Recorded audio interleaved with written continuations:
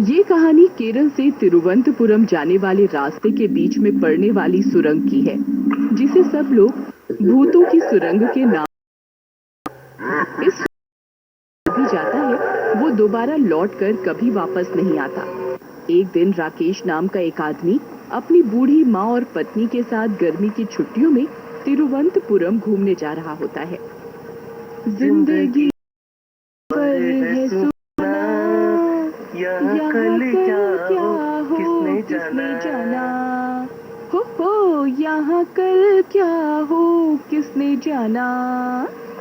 सब गाने गा रहे होते हैं, तभी राकेश को ऐसा लगता है जैसे उस सामने से किसी को भागते हुए देखा, जिसे देखकर राकेश अचानक जोर से कार के ब्रेक मारता है और सुरंग की तरफ जाकर इधर उधर देखता है, पर उसे वहां कोई भी दिखाई नहीं देता। जिसके बाद वह कार में जाकर बैठ जाता है और कार को सुरंग के अंदर ले जाता है। सुरंग के अंदर घुसते ही राकेश को सामने का सब कुछ दिखना बंद हो जाता है, जिसकी वजह से राकेश कार वहीं रोक देता है। ये सब क्या है, कुछ दिखाई क्यों नहीं दे रहा? यही मैं भी सोच रहा हूँ। सुरंग का दूसरा हिस्सा भी नहीं दिख रहा।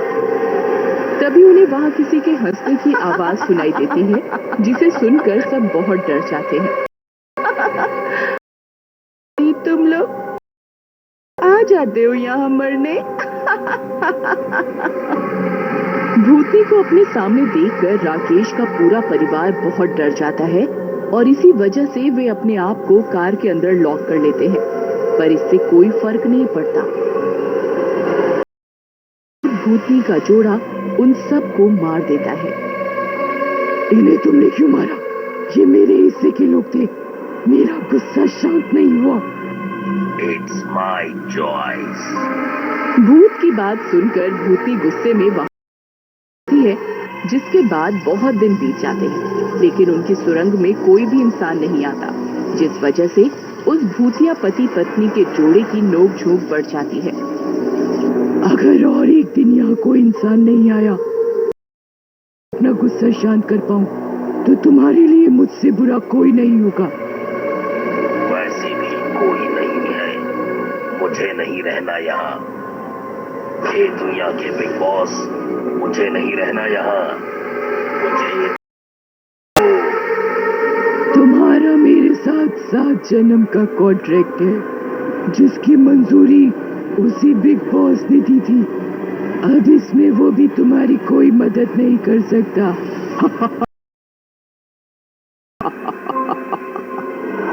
जहां एक तरफ भूतिया पति पत्नी के इस जोड़े की लड़ाई और नोकझोंक चल रही होती है, वहीं दूसरी तरफ इनसे बिल्कुल अलग पति पत्नी का जोड़ा गीता और शेखर, जो एक दूसरे से बहुत प्यार करते हैं, उसी सुरंग होते हैं। तक समझ नहीं आया कि प्रेगनेंसी के समय ही तुम्हें ये इंडिया का रोड ट्रिप क्यों करना था। पता है ना ये सब कितना रिस्की है। डर के आगे जीत है, और हमारे बच्चे को ऐसा नहीं लगना चाहिए कि उसके मम्मी पापा ट्रिप कराए। तुम ऐसे लॉजिक कहाँ से लाते हो? बस तुम्हारे चेहरे पर हंसी लाने के लिए अपने आप निकल आते हैं। ऐसी ही बातें करते हुए, गाने सुनते हुए और बीच बीच में किसी न किसी जगह आराम करते हुए गीता और शेखर अपनी इंडिया के रोड ट्रिप का करते हुए केरल। इसके बाद तिरुवनंतपुरम जाना है, जिसके लिए कुछ घंटे बिना होगा। आज यहीं आराम।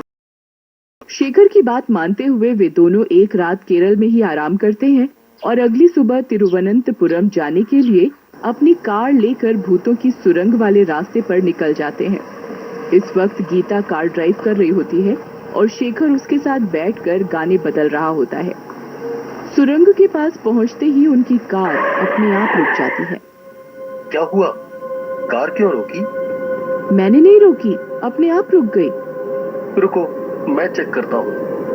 ऐसा बोलकर जैसे ही शेखर कार से नीचे उतरता है, तभी कार स्टार्ट हो जाती है और अपने आप सुरंग के अंदर की तरफ बढ़ने लगती है। शेखर, ये कार अपने आप चल रही है, हैंड ब्रेक भी काम नहीं कर रहे।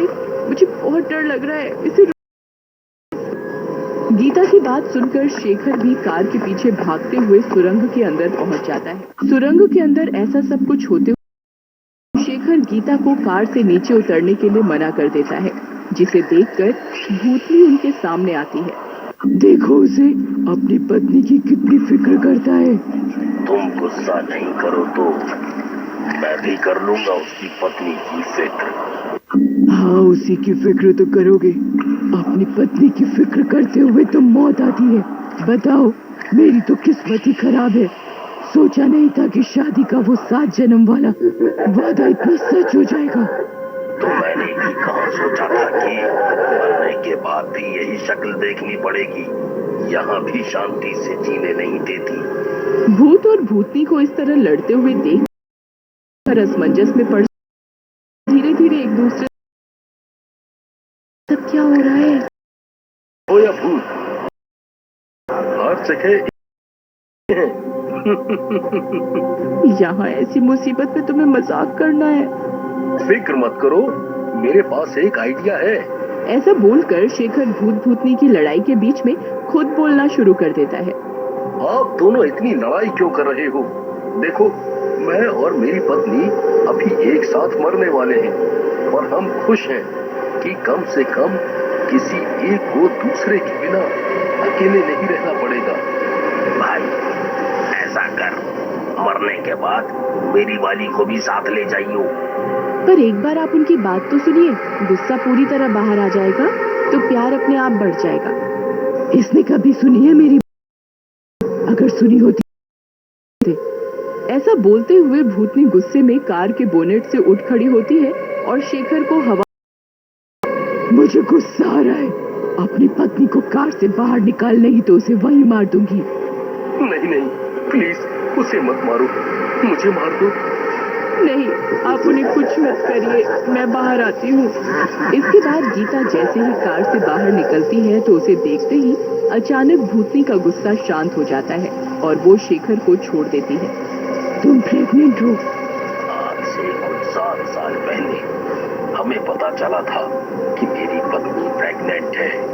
हम बहुत खुश थे, इसलिए एक लॉन्ग ड्राइव पर निकले थे। हमारे बीच ऐसी नोक-झोंक हमेशा से ही होती आई है और उस दिन कार में भी वही हुआ, जिस वजह से मेरी पत्नी अपनी सीट बेल्ट, जिसके बाद के बीच सीट बेल्ट को लेकर वाद विवाद शुरू हो गया। मैं उसे सीट बेल्ट लगाने पर वो नहीं मान रही थी, इसलिए मैं खुद ही उसकी बेल्ट लगाने के लिए जैसे ही उसकी तरफ मुड़ा, तभी कार इस सुरंग के अंदर आई। अचानक अंधेरा होने की वजह से मुझे सामने का कुछ नहीं दिखा और हमारी कार वहां खड़े लोहे के सरियों से भरे एक ट्रक से जाकर टकरा गई।